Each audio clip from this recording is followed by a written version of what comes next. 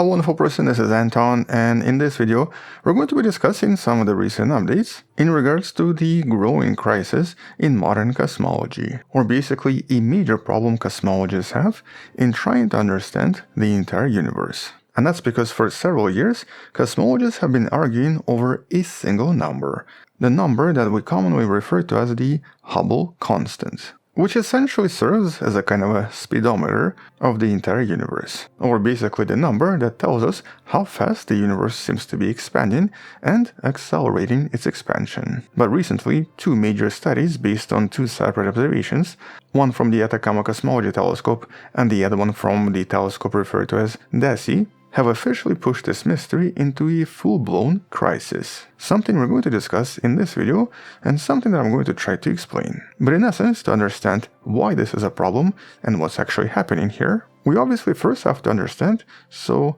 what exactly is Hubble constant? Mostly because for the human brain, it's just a little bit difficult to imagine and to understand this conceptually. And that's because this involves extremely large distances and enormous volumes of space. But here, to try to imagine this, let's use the most common explanation, the loaf of bread. And specifically here, we're baking a loaf of raisin bread. And so basically imagine your raw dough that has a bunch of raisins inside. If you're not a raisin fan, replace it with like chocolate chips or something. And so here, as the dough rises and expands, every single raisin or every single chocolate chip moves away from every other raisin at the same time. This is what you see visualized right here. And so if a raisin is twice as far away, it will appear to move twice as fast. And this is basically what we refer to as the Hubble's law.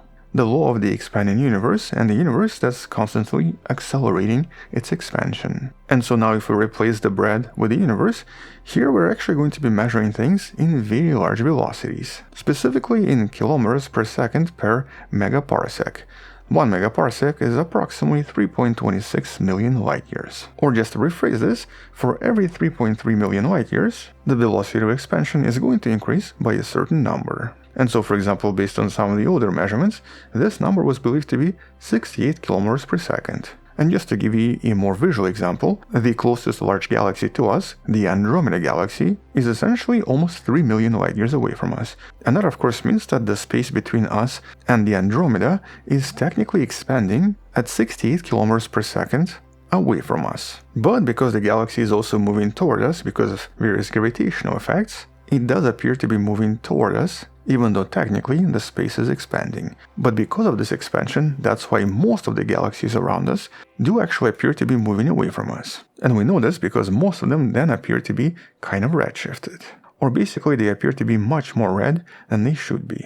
But now I guess let's discuss this very strange problem. Let's define this tension. And well, the main problem here is that when we use different methods to measure this expansion, overall, the actual results don't seem to match. And specifically, cosmologists usually use two main methods, the early universe method and the late universe method. Okay, well, in a nutshell, basically based on this image behind me, the late universe method usually involves using different types of stars, such as Cepheid variables, and different types of supernovae, to try to estimate distances to them, and to then figure out the expansion of space based on these nearby observations. So for example, based on Cepheid variables, we know that they generally change their brightness with extremely predictable periods. And so by seeing a lot of them around us, researchers can then work out how fast the space seems to be expanding, because they do actually create certain patterns. And the same thing for different types of supernova. And so here, direct measurements based on this give cosmologists a direct value of approximately 73 kilometers per second per megaparsec. This has been observed and confirmed using different types of methods and usually seems to be around this value. But in contrast, when using the early universe methods, researchers use the earliest light in the universe, the cosmic microwave background. This is the light that started approximately 380,000 years following the Big Bang and has been traveling the universe for 13.8 billion years. And so here, by using the standard model of physics referred to as lambda CDM, cosmologists can then extrapolate how fast the universe should be expanding based on this ancient light we observe. And while over a decade ago, the Planck satellite that produced some of these beautiful images of the cosmic microwave background also gave us the value of 67 kilometers per second per megaparsec. But as you can see from this image, this doesn't really match the observations from various supernova and various stars. And so it's this very bizarre 10% difference that we usually refer to as the Hubble tension. And this has been confirmed many times using different observations and different studies, with the overall tension remaining no matter what. And if both measurements are correct, it actually means that the standard model of the universe seems to be actually missing something fundamental, because otherwise it would just not make sense. But there's always been this one potential solution to all of this that some scientists proposed in additional studies. What if at least one of these measurements, or at least one of these techniques, was actually just measuring something incorrect? Or basically, what if there was some kind of an observational bias or observational error that we just have not considered before? For example, maybe some of these supernovae we're observing are not actually giving us the exact brightness we're expecting, thus skewing the results. Or alternatively, what if the cosmic microwave background, or the observations of the CMB, contain certain mistakes? And if so, this would actually then resolve so many issues, because maybe this was an error from, for example, the Planck telescope, and maybe we can solve this tension by just remeasuring and recalculating everything once again.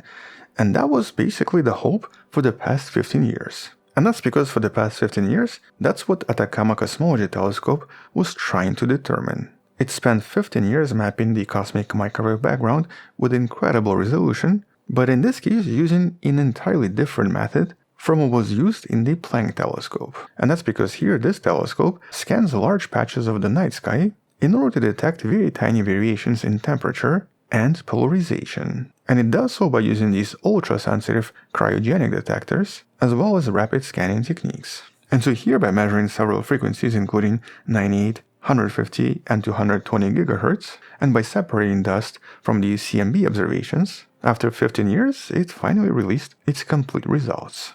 This is basically what you can find in this study, and this study, with the links in the description. And this final data release basically once again confirmed that the value is extremely close to this, 68.22 km per second per megaparsec.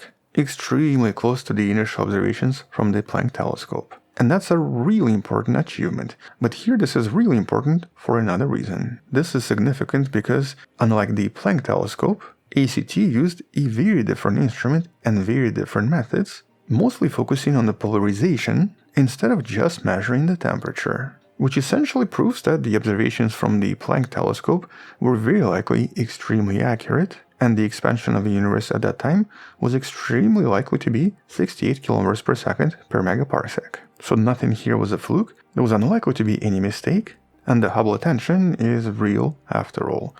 But apart from actually discovering all of this, there was another major achievement from these results by the ACT.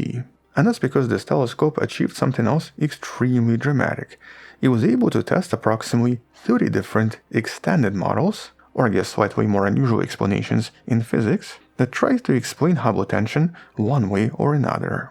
For example, theories suggesting things like early dark energy or new types of subatomic particles, or maybe some unusual types of neutrinos that could cause the universe to expand faster. And well, according to this recent study, basically all of these models seem to have failed.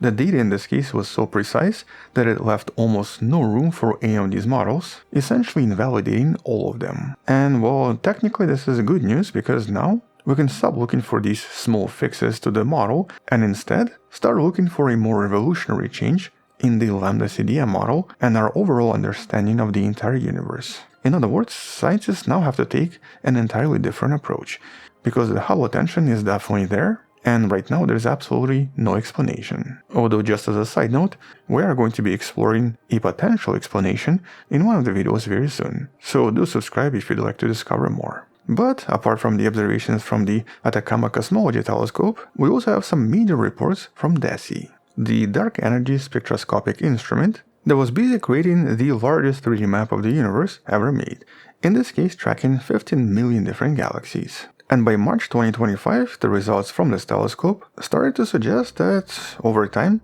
dark energy might have actually started weakening. Or specifically, it started to change, which is why there seems to be different value for the acceleration of the universe. And that's a bit of a problem, because in the modern cosmological ideas, dark energy is supposed to be a cosmological constant. its strength should never change and the number should always stay the same.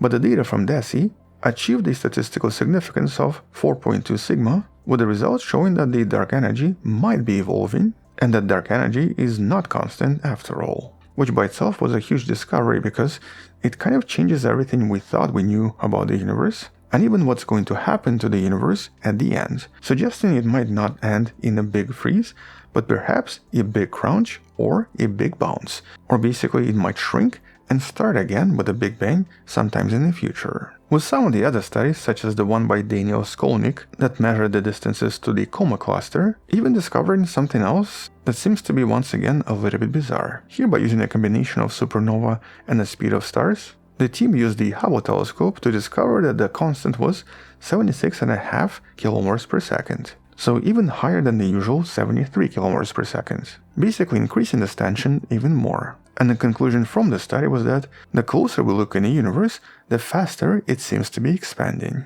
Or once again, this dark energy idea might not involve a constant, but some kind of a variable that we still don't understand. Okay, well, so far we've only discussed issues and problems. Is there any way to solve this?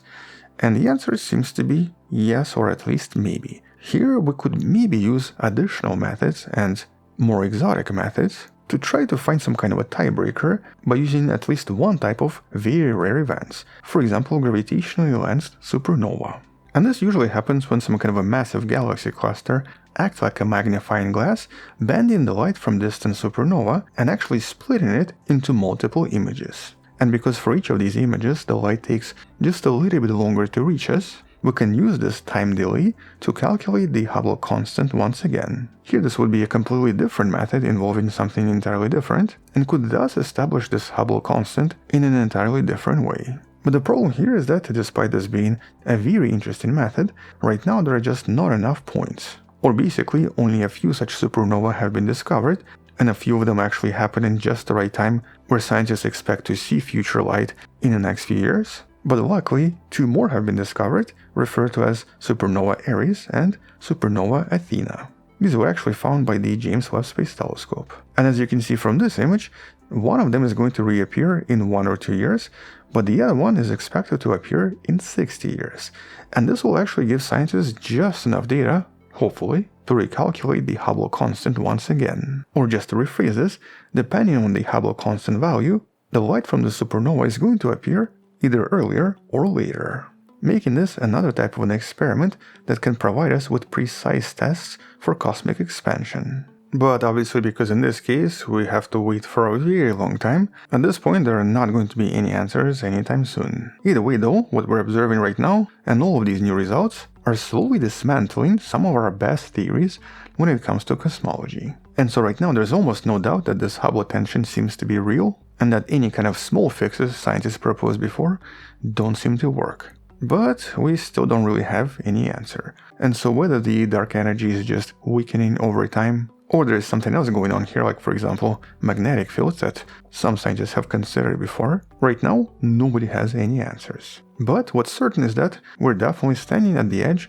of a major revolution in modern physics, and potentially a major discovery that just has not been made yet. And just like the discovery of dark energy that resulted in the Nobel Prize, it's quite likely that whoever can explain this and provide enough proof is going to end up with a Nobel as well. And so hopefully, as we get more data from telescopes like the Euclid and the Vera Rubin Observatory, we'll eventually start discovering these missing pieces in the puzzle and potentially solve this once and for all. But until then, well, subscribe because we'll definitely come back and discuss this more very soon. On that note, thank you for watching, come back tomorrow to learn something else, support this channel on Patreon where you can find additional videos, videos without any ads and can DM me directly, or by joining a channel membership that grants you early access.